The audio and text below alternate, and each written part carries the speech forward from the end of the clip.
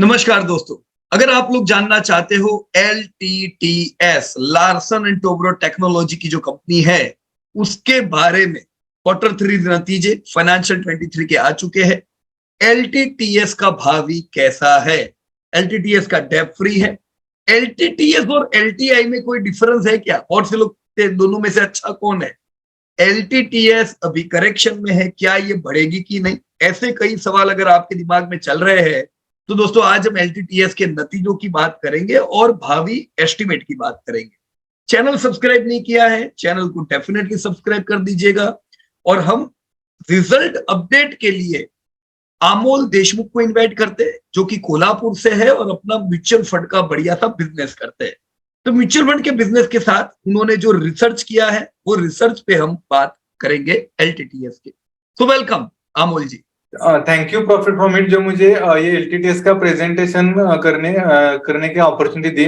तो हम अभी देखेंगे कि LTTS का ये जो थर्ड क्वार्टर का रिजल्ट आया तो वो रिजल्ट कैसा है। तो सबसे पहले वो रिजल्ट मैं आपके सामने शेयर करने के लिए मैं आपका अपना स्क्रीन आपके सामने यहाँ पे शेयर कर देता हूँ।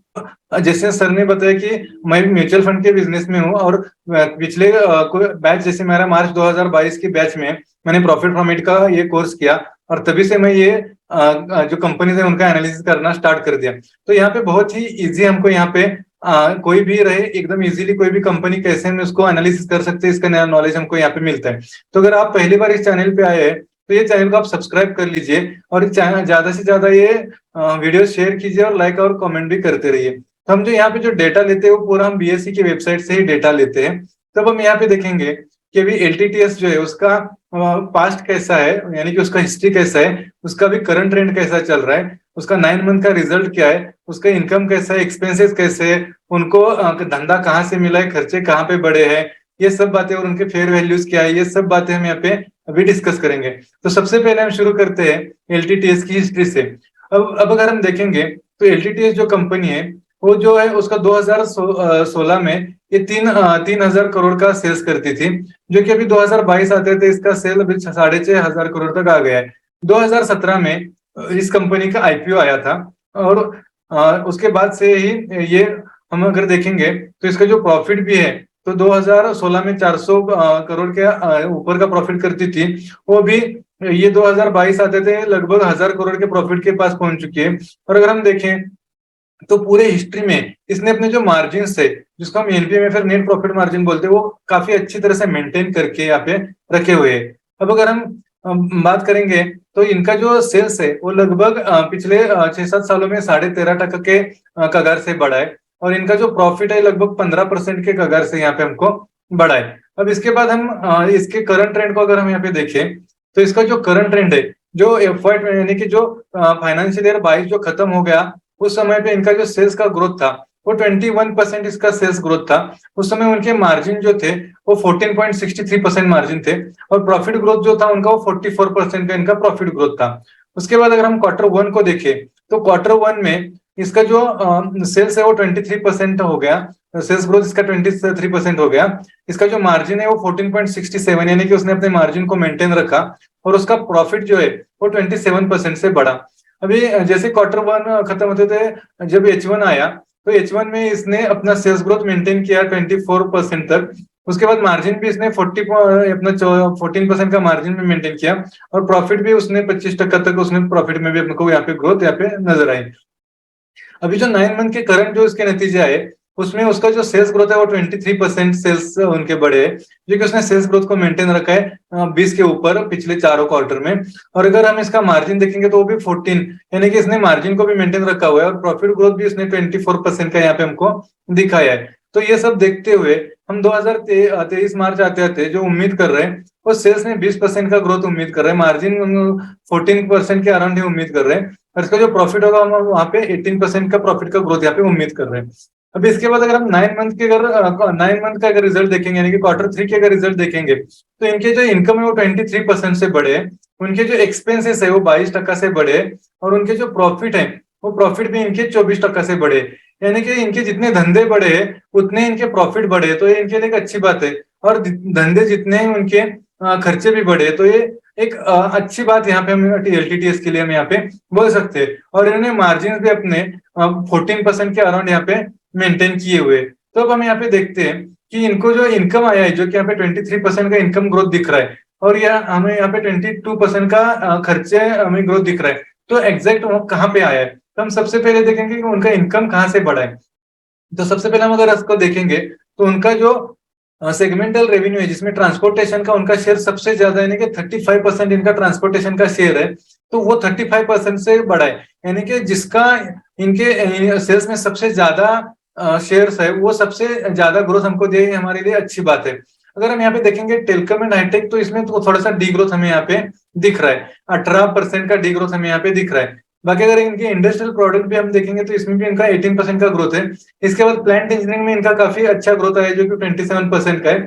और इनका मेडिकल डिवाइसेस में भी 13% का यहाँ पे हमको ग्रोथ दिख रहा है। तो इनको जो ग्रोथ आया वो आया कहाँ से, अगर हम इसको कंट्री वाइज अगर देखें, तो इनका ज्योग्राफी वाइज अगर रेवेन्यू देखेंगे तो नॉर्थ अमेरिका, तो नॉर्थ अमेरिका में उनका वाई ग्रोथ 24% का यहाँ पे दिखा रहा है। जबकि अमेरिका, जैसे वो हम रिसेशन बोल रहे हैं, तो वहां पे भी यहाँ पे इतना अच्छा बिजनेस कर पा रहे हैं, तो यहाँ पे इनका काफी अच्छा ग्रोथ हम इनको बोल सकते हैं। यूरोपियन कंट्रीज में भी इनको 7% का ग्रोथ दिया है, और बाकी वर्ल्ड में उनका लगभग 14% का यहाँ पे उन्होंने हमको ग्रोथ दिया हुआ है। ये तो हो गए इनका रेवेन्यू कहाँ से जनरेट हो रहा है। अब इसके बाद हम देखेंगे कि इनके खर्चे जो बढ़े वो कहाँ पे बढ़े। तो कोई भी आईटी कंपनी हो तो उनका सबसे बड़ा जो खर्चा होता है वो एम्प्लॉय बेनिफिट का होता है, जो कि एलटीटीएस के केस में 70% है, वो उनका 26% बढ़ा है। अगर आप देखोगे तो बाकी सारे आईटी की कंपनियां एम्प्लॉय यहाँ से कम कर रहे हैं, लेकिन एलटीटीएस में एक अच्छी बात है कि इन्होंने लगभग 500 के करीब एम्प्लॉय यहाँ पे नए रिक्रूट किए। तो जो सबसे बड़ा उनका खर्चा है 70% का, वो उसमें उनका 26% का हमको ग्रोथ दिख रहा है। उसके बाद अदर एक्सपेंसेस में उनका 17% का ग्रोथ दिख रहा है, जो कि इनके पूरे खर्चे में 26% का शेयर यहाँ पे रखता है। अभी अगर इसके बाद हम इसके फेयर वैल्यू का अगर देखने की कोशिश करेंगे, तो 2023 एंड होते होते ये लगभग 7,800 करोड़ का धंधा कर सकता है और 1,100 करोड़ का प्रॉफिट कर सकता है। उस समय उसका ईपीएस 109 तक रह सकता है, और इसका जो फेयर वैल्यू होगा वो 2100 तक यहाँ पे रहने की यहाँ पे पॉसिबिलिटी है। अगर हम इसको 2025 में देखेंगे तो यहाँ पे 10,000 करोड़ का ये सेल्स कर सकता है, और इसका जो प्रॉफिट है वो 1,300 करोड़ तक जा सकता है, और इसका जो ईपीएस है वो 39 हो सकता है, और इसका जो फेयर वैल्यू वो 2,700 रुपए तक इसका फेयर वैल्यू हो सकता है। और इस बार के उनके कमेंट्री में उनके मैनेजमेंट में बोला है कि 2026 तक ये 1.62 बिलियन यूएस डॉलर, यानी कि 12,000 करोड़ के इंडियन करेंसी के धंधे तक पहुंच जाएंगे। तो ये जो हमारा एस्टिमेट है उसको हम यहाँ पे जस्टिफाई भी कर सकते हैं। उसके बाद अगर हम 2030 देखेंगे तो 2030 में लगभग 19 करोड़ का धंधा करता हुआ दिख सकता है, और इसका जो प्रॉफिट है वो 2400 करोड़ तक जा सकता है। इसका जो ईपीएस है वो 250 तक हो सकता है, और उसका फेयर वैल्यू जो है वो 5,000 के ऊपर यहाँ पे हो सकता है। इसके बाद अगर हम 2035 को कंसिडर करें तो इसका जो सेल्स है वो सेल्स लगभग 35,000 करोड़ को क्रॉस कर चुका होगा। इसका प्रॉफिट है वो 4,500 करोड़ क्रॉस हो चुका होगा। उसका ईपीएस जो है लगभग 400 के ऊपर हो सकता है, और इसका फेयर वैल्यू अराउंड 8,000 के ऊपर इसका फेयर वैल्यू हो सकता है। अगर इस रिजल्ट के हमको कुछ अगर हाईलाइट्स अगर हमको देखने हैं, या फिर इस रिजल्ट में उनकी क्या क्या अच्छी बातें अगर वो देखनी है, तो सबसे पहले तो ये पहली बार उन्होंने 300 करोड़ का प्रॉफिट एक सिंगल क्वार्टर में वो माइलस्टोन इन्होंने यहाँ पे क्रॉस किया है। बस उनका जो प्लांट इंजीनियरिंग का ग्रोथ है वो थोड़ा सा म्यूटेड है, लेकिन वो भी Q4 आते आते थोड़ा सा उसमें सुधार हो सकता है। अभी जो क्वार्टर हो गया, जो थर्ड क्वार्टर है, तो इसमें एलटीटीएस को एक 10 मिलियन यूएस डॉलर का 10 मिलियन प्लस यूएस डॉलर का टीसीवी डील्स मिला है, और जिसमें एक सिग्निफिकेंट एम्पैनलमेंट है उसमें एयरबस एंड डिजिटल मैन्युफैक्चरिंग। तो ये उनके लिए इस रिजल्ट के हाईलाइट्स है। और अगर हम इनके टेक्निकल्स देखेंगे, जैसे हमको इसके अगर बाइंग प्राइस वगैरह देखना है, तो हम इसको 3,300 से लेकर के 2,800 यानी कि 2,900 तक हम इसको एक्यूमुलेट कर सकते हैं, और इसका जो टारगेट रहेगा वो 7,700 तक रह सकता है, आने वाले 2 सालों के लिए हो सकता है। और जो लोग एसआईपी कर रहे हैं वो रेगुलर बेस में एसआईपी कर सकते हैं। तो दोस्तों ये था हमारा एलटीटीएस का पूरा Q3 के रिजल्ट का एनालिसिस। तो यहाँ पे ये हमारा प्रॉफिट फॉर्मेट कोई टिप प्रोवाइडर कंपनी नहीं है, कुछ नहीं है। यहाँ पे हम सिर्फ यहाँ पे एक एनालिसिस देख रहे हैं। तो आप कोई भी अपना डिसीजन लेने से पहले खुद का एनालिसिस खुद कर ले, या फिर आप अपने इन्वेस्टमेंट कंसल्टेंट को कंसल्ट जरूर कर ले। Thank you. Over to you Piyush sir.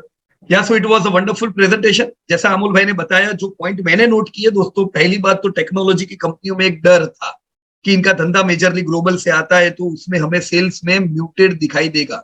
पर आपने जैसा सेल्स देखा हो तो यहाँ पे बिल्कुल म्यूटेड नहीं है। इनफैक्ट ट्रांसपोर्टेशन ने अच्छा सपोर्ट दिया इनको, तो ग्रोथ इनका बरकरार है। प्लांट इंजीनियरिंग म्यूट हुआ है, थोड़ा कम हुआ है, पर वो भी वापस से अच्छा रहेगा, राइट। तो कोई चिंता की बात नहीं है। सेल्स साइड प्रॉफिट ये लोग ऑलरेडी अच्छा कर रहे हैं, एक्सपांड कर रहे हैं। आने वाले समय में हम बढ़िया ग्रोथ देखेंगे। मुझे लगता है अगर ऐसी कंपनी में हम बने रहे, 15% का सेल्स ग्रोथ मिलना चाहिए, कंपनी डेब्ट फ्री है, प्रॉफिट ग्रोथ भी आना चाहिए अपने। तो यस, वेल्थ हो सकती है ऐसी कंपनी में।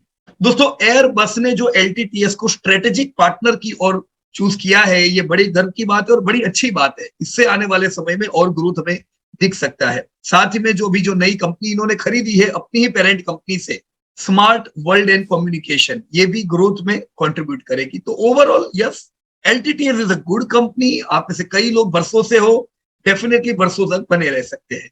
सो thank you very much to Amol Deshmukh for giving such a wonderful presentation. धन्यवाद एंड जय हिंद टू एवरीबॉडी।